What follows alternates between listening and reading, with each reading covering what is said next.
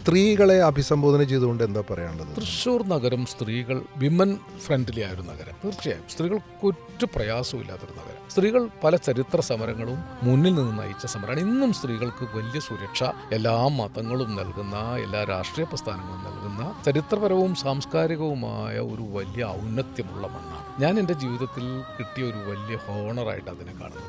ഇങ്ങനൊരിടത്തേക്ക് ഒരു മത്സരാർത്ഥിയായിട്ട് വരുന്നു. ഞാൻ അർത്ഥിയാണ്, ഞാൻ അപേക്ഷിക്കുന്നു. ഞാൻ ഈ പാരമ്പര്യങ്ങളുടെ ഒരു ആരാധകനാണ്. ആ പാരമ്പര്യങ്ങളെ കൊണ്ടു നടക്കാൻ ആഗ്രഹിക്കുന്ന അവസാനത്തെ കണ്ണിയിലൊരാളാണ്. നിങ്ങളെനിക്ക് അവസരം തന്നാൽ മാനവികതയുടെ, മൈത്രിയുടെ, സ്നേഹത്തിൻ്റെ, മനുഷ്യ പുരോഗതിയുടെ മഹാചരിത്രത്തിലേക്ക് തൃശ്ശൂരിനെ നയിക്കാൻ അവസരം തന്നാൽ എന്റെ ശക്തി വാരുന്നതുവരെ ഞാൻ മുന്നിലുണ്ടായിരിക്കും. ഇടതുപക്ഷം ജയിക്കണം, ഹൃദയപക്ഷമെന്നോർക്കണം.